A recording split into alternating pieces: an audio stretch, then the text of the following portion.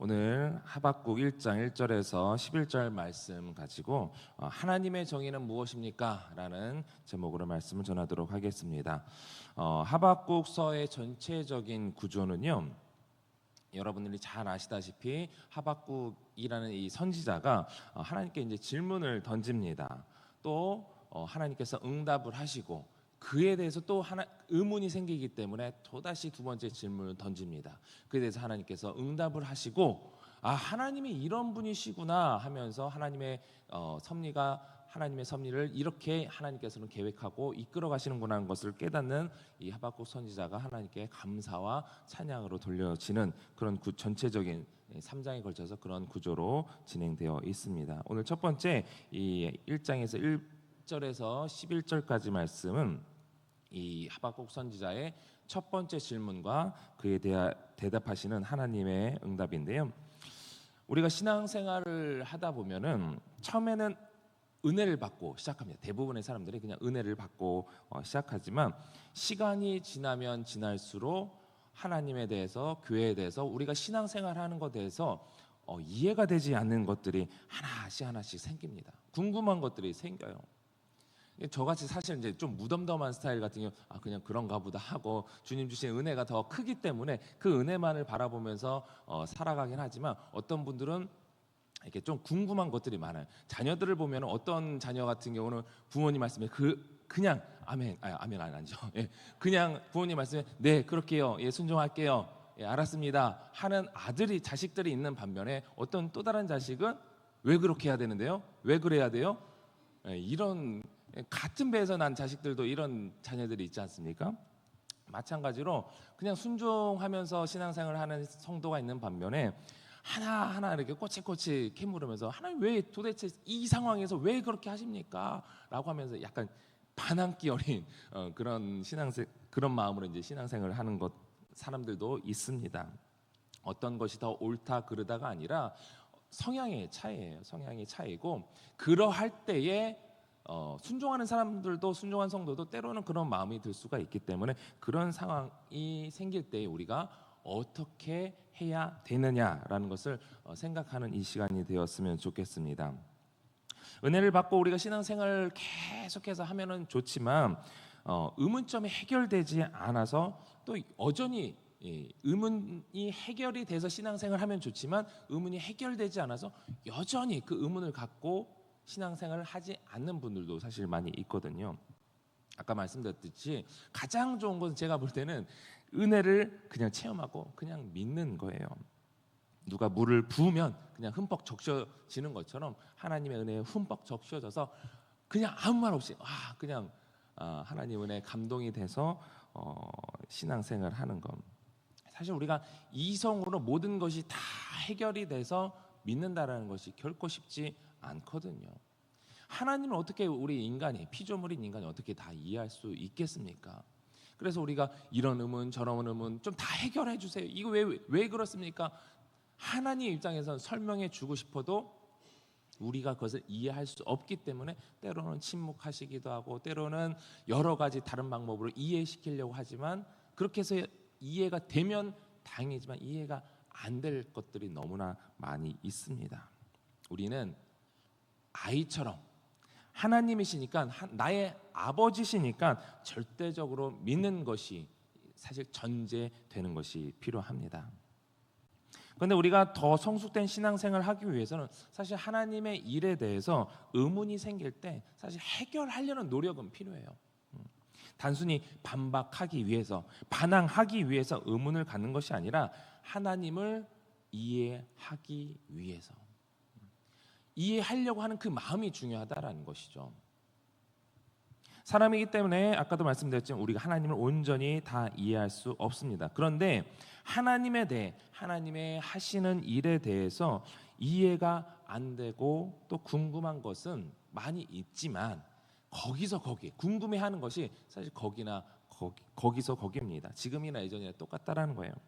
그래서 오늘 본문에 나온 하박국 선지자의 질문을 통해서 우리의 궁금증의 일부가 해소가 될 수 있기를 바랍니다. 먼저 하박국 선지자가 활동하던 시기를 보면요, 이 통일 이스라엘이 북이스라엘, 남유다로 이렇게 분단이 되지 않았습니까? 그리고 먼저 북이스라엘이 주전 722년에 먼저 멸망하고요. 이 남유다가 주전 586년에 멸망했습니다. 근데 그 멸망하기 직전에 활동하던 선지자가 이 하박국 선지자입니다. 대략 주전 612년서부터 586년 그 사이에 이제 활동했다라고 이제 보게 되는데, 이 남유다가 우선은 멸망했기 때문에 남유다가 멸망했다라는 것은요, 곧 왕을 비롯한 온 백성이 하나님의 말씀에 순종하지 않았다라는 거예요. 하나님의 말씀에 순종했으면 하나님께서 그 나라를 멸망시키게 놔둘 리가 없죠. 하나님의 말씀에 주의를 기울이지 않았고 경고를 귀담아 듣지 않았다는 것이고, 결국에 그 모든 경고에 의해서 회개를 해야 되는데 회개를 하지 않았다라는 것입니다. 그래서 이 하박국 선지자가 지금 이 유다의 상황을 보니까 하나님께 선택받은 백성이라고 하는 이 백성이 죄악으로 가득한 겁니다. 온통 다 죄악으로 가득한 거예요. 그 중에 의인들도 있었겠죠. 조금 더 나은 경건한 사람들이 있었겠죠. 그런데 그 의인들이라고 하는 사람들이 죄악으로 가득한 사람들에 의해서 계속해서 피해를 보고 있는 거예요. 이런 악한 행동이 만행되고 있는 이 상황을 이 하박국 선지자가 통탄해하면서 하나님 이것을 그대로 보실 겁니까? 라고 묻고 있는 거예요. 오늘 본문 말씀 2절에서 3절 한번 다시 읽어보겠습니다. 시작. 여호와여, 내가 부르짖어도 주께서 듣지 아니하시니 어느 때까지 이리이까? 내가 강포로 말미암아 외쳐도 주께서 구원하지 아니하시나이다. 어찌하여 내게 죄악을 보게 하시며 패역을 눈으로 보게 하시나이까? 겁탈과 강포가 내 앞에 있고 변론과 분쟁이 일어났나이다. 아멘. 의롭고 공평을 사랑하시는 하나님 아니십니까? 하나님께서 지으신 이 땅에 악인이 성행하고 있고 의인들이 착취를 당하면서 고통을 받고 있는 이 상황을 어찌 그냥 보고 계십니까? 이 백성을 그대로 놔두시겠습니까? 이 악을 왜 그대로 놔두십니까? 이런 의문을 갖고 하박국은 계속해서 묻습니다. 4절 말씀입니다. 시작. 이러므로 율법이 해이하고 정의가 전혀 시행되지 못하오니 이는 악인이 의인을 애워쌌으므로 정의가 굽게 행하여 짐이니이다. 아멘. 하나님의 백성 가운데 정의가 전혀 실현되지 않고 있습니다. 도대체 하나님의 정의는 어디 있는 겁니까? 이런 질문이죠. 하나님의 정의는 무엇입니까? 라는 것입니다. 오늘날의 많은 사람들 역시 이 하나님의 정의에 대해서 의문을 품는 사람들이 많이 있습니다. 오늘날 우리도 똑같이 질문할 수 있다라는 것인데요. 그런데 이 하박국의 질문에는 어떤 전제가 깔려 있냐면은 단순히 하나님의 정의 무엇입니까? 궁금합니다. 이것이 아니라 내가 생각하는 정의는, 우리가 생각하는 정의는 이러이러한 것인데 내 생각과 왜 다르게 하나님의 정의가 실현되고 있습니까? 라는 것이죠. 내 생각과 다르다는 거예요. 내가 정의 내리고 있는 그 정의와 하나님의 정의가 상반된다라는 것이죠. 우리가 하나님께 질문할 때 필요한 것은 무엇이냐면은 내 생각을 관철시키는 것이 아니라 내 생각은 이런데요. 하나님 내 생각에 맞춰 주세요. 내 기도의 제목은 이것인데요. 하나님 이 기도의 제목대로 내가 생각하는 그 결과대로 하나님 응답해 주세요. 이것이 아니라 나의 상황은 이러한데 하나님의 뜻은, 하나님께서 이 과정 속에서 이끌어 가시고자 하는 하나님의 계획은 무엇입니까? 라는 질문이 되어야 되는데 이것이 내 생각과 맞으면 하나님께서 금방 응답하시겠죠. 그런데 우리의 기도와 하나님의 바라시는 그 결과는 다를 때가 너무나 많이 있거든요. 그렇기 때문에 우리의 기도의 자세는, 우리의 신앙의 생활하면서 우리의 자세는 하나님의 뜻이 무엇입니까? 계속 물어야 되는 거죠. 물어야 되는 것입니다.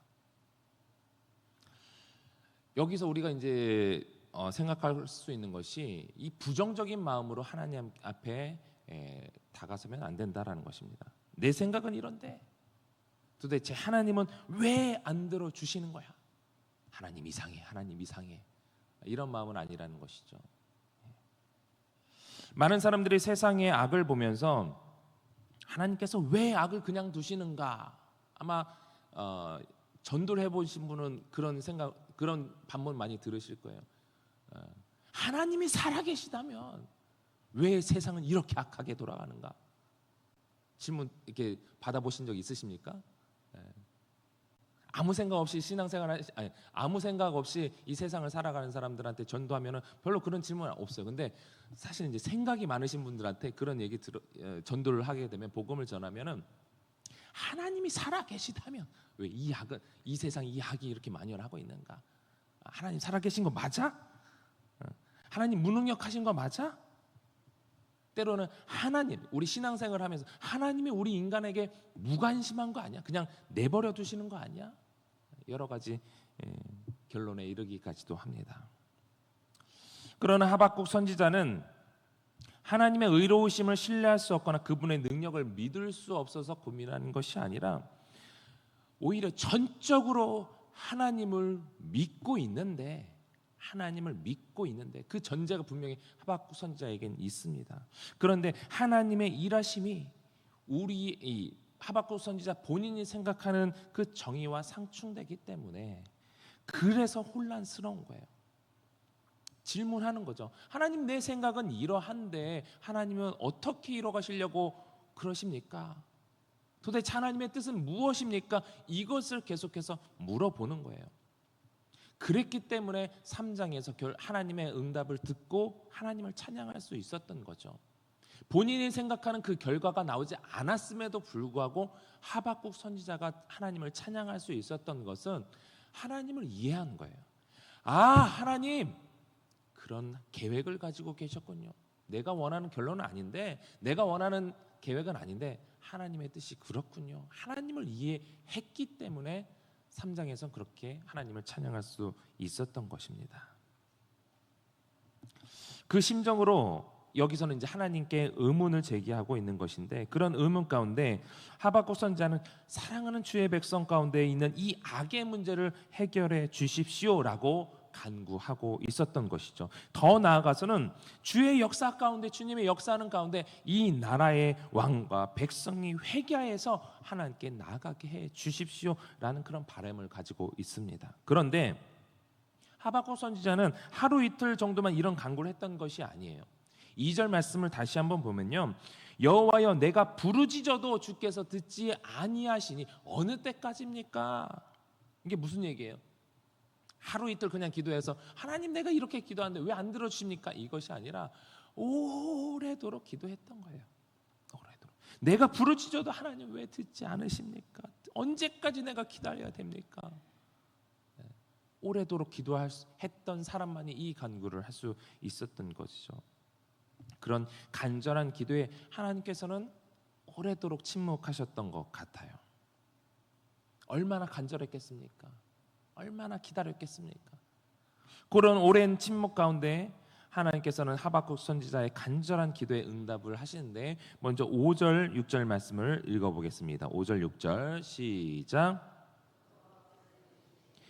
너희는 여러 나라를 보고 또 보고 놀라고 또 놀랄지어다. 너희의 생전에 내가 한 가지 일을 행할 것이라. 누가 너희에게 말할지라도 너희가 믿지 아니하리라. 보라, 내가 사납고 성급한 백성 곧 땅이 넓은 곳으로 다니며 자기의 소유가 아닌 거처들을 점령하는 갈대아 사람을 일으켰나니. 이 갈대아 사람은 이 바벨론을 말합니다. 이 오랫동안 간구했던 하박국 선지자의 바람은요, 아까도 말씀드렸지만 하나님의 구원의 역사가 이 땅에 임해서 이 나라의 악이 사라지는 거예요. 의인들이 악인들이 깨닫고 회심해서 치유가 일어나기를 바랬어요. 그런데 하나님께서는 네가 깜짝 놀랄 일을, 너희들이 깜짝 놀랄 일을 말해주겠다 하시면서 갈대아 사람, 이 바벨론 나라, 이 강대한 나라를 통해서 이 유다를 멸망시키겠다라는 내용입니다. 이것은 작은 상처 부위 조금 이게 뜯어져가지고 상처가 나가지고 병원에 가서 좀 이거 좀 치료 받아야 되겠는데요 하고 의사한테 말했더니 의사가 아닙니다. 이거는 엄청 심각한 질병입니다. 대수술 마취하고 완전히 긁어낸 대수술을 해야 됩니다라는 그런 반응을 보인 것과 똑같아요. 그래서 이후에 이제 7절에서 10절 말씀을 보면은 이 바벨론에 대해서 설명을 하고 계시는데 그들은 두렵고 무서우며 당당한 위험이 자기들에게 나오며 8절 보면 그들의 마병은 먼 곳에서부터 빨리 달려오는 마병이라 마치 먹이를 움키려 하는 독수리의 나름과 같다. 그들은 포악하다라는 거예요. 사나운 짐승이 먹잇감을 못 잡아먹어서 안달난 것처럼 바벨론의 그 포악함으로 인해서 유다가 철저히 멸망당하고 점령당한다라는 것입니다. 하박국 선지자는 당시의 유다가 이 개혁이 필요하다 정도로 생각했던 것인데 하나님 보시기에는 그 이상의 대수술이 필요하다고 보는 것이죠. 바벨론과 같이 극악무도한 자들에 의해서 철저히 무너지지 않으면 안 될 정도로 심각한 상태였던 거예요. 어찌 보면 하나님께서도 하박국 선지자와 같이 이 백성이 이 나라가 회개하고 하나님께 돌아와서 하나님 섬기기를 바라셨는지도 모릅니다. 아니 가장 그것을 바라셨죠. 누구보다도. 그래서 이스라엘의 오랜 역사 가운데 그렇게 이스라엘이 반항해도 외면해도 하나님께서 그들 가운데 기적을 일으키시고 그들 가운데 하나님의 역사를 전쟁을 이기게 하시면서 그들이 계속 주님 품으로 돌아오기를 바라셨던 것입니다. 그런데 그 결과는요, 하박국 선지자가 바라보고 있는 그 이상의 조치가 필요할 정도로 병들어 있었던 것입니다. 그러나 더 이상 가능성이 없어 보이자 더 이상 기다렸지만 하나님께서는 더 이상 가능성이 없어 보이자 대수술을 그 강대국을 통해서 필요하다라고 그렇게 조치를 취할 수밖에 없었던 것입니다.